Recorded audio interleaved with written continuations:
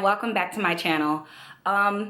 Today I am going to be doing a Q&A video. On my last vlog, I asked you guys if you guys could just ask me, just give me some questions that you guys would like me to answer, and I got a lot of responses. So really quick, shout out to everyone who gave me these question suggestions. I really appreciate it.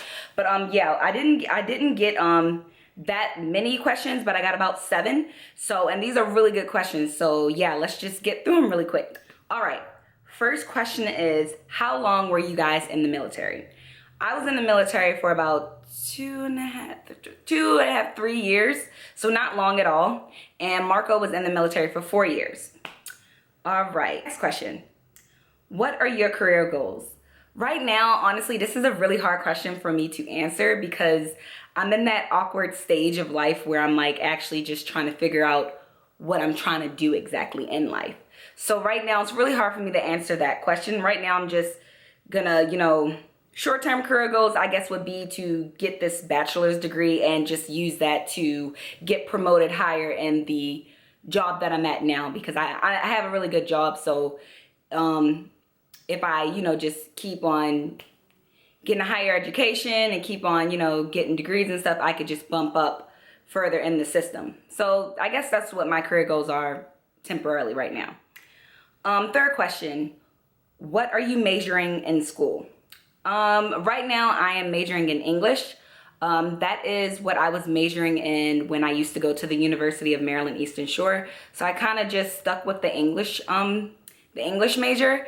I don't necessarily want to be a teacher, but I'm really good at English. I really like English, more so communications, that type of, the English field. So that's what I'm doing right now. And, it's going good. Next question. How do you juggle school, work, and being a wife? Oh my God. Shout out to who gave me this question. This is a really good question. So honestly, juggling school and work is probably the hardest thing that I've ever done in my life. I work full time. I work 10-hour days. So my days start as early as 4 o'clock every day. And on Mondays, I have a class. So anyway, so I wake up 4 in the morning for work. I don't get off of work till like 4 o'clock.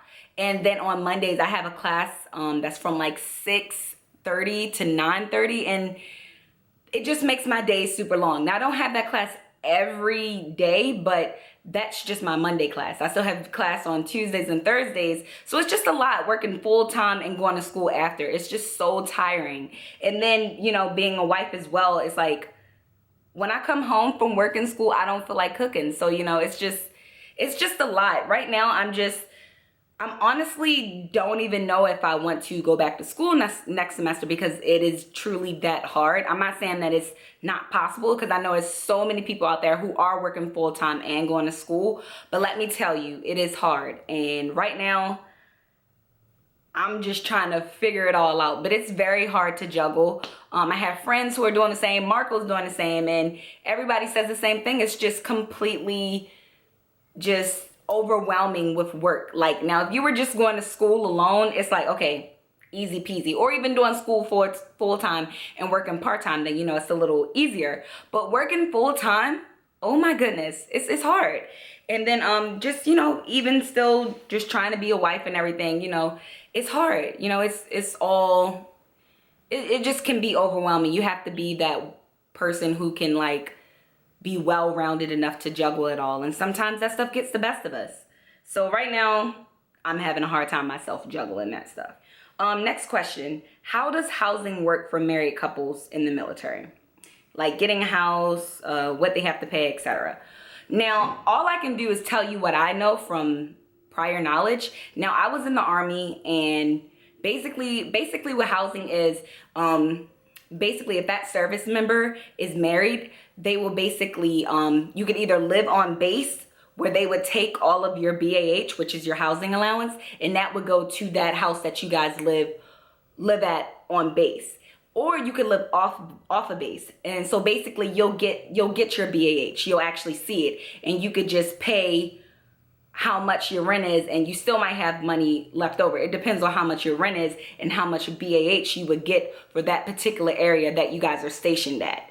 Now, honestly, what most people do is they tend to live off base, because if you live on base and say you are stationed in Colorado, and say that the housing allowance for Colorado is, we'll say it's $1,200. So what you could do is, if you live off base, you could find an apartment or house, whatever, and the rent would be $900. So therefore you would get that remaining money from the BAH, and you could spend that on with whatever. Now, if you were to stay on base, then they're gonna take all of your BAH. You see what I mean? So it's pretty much personal preference. Most people live off base to try to pocket some of their BAH, but some people like to live on base because they have children, and you know, they're closer to the schools and they feel more safe, etc., etc. So it's really up to your personal preference, and BAH is also based on the state that you guys are stationed in. Say if you're in California, the cost of living is higher, therefore you get awarded more BAH. So it's pretty tricky. So, you know, I hope I explained that clear enough. Yeah. Anyway, moving on to the next question. Why did you get out of the military?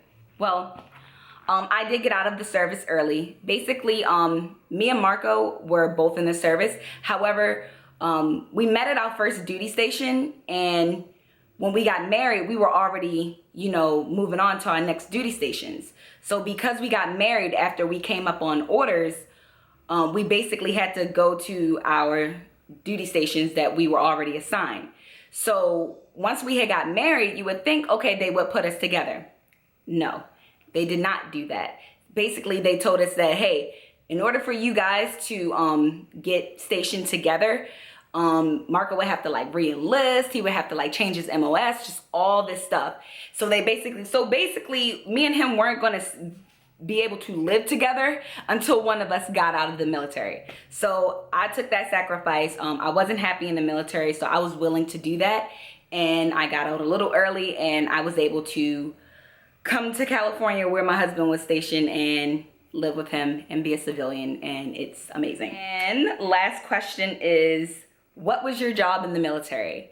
I was in the Army, like I told you guys before, and I was a 92 Yankee, which is a supply specialist. If you ask me, that's like one of the best jobs in the Army, because the points were pretty low almost all the time, so it was easy to get promoted, you know. And then that job was just, I like that job, you know. It's basically deals with logistics, but it was a pretty chill, laid back job. I mean, it did require work. A lot of people, you know, used to be like, oh, you guys don't do anything. No, on the contrary, we do.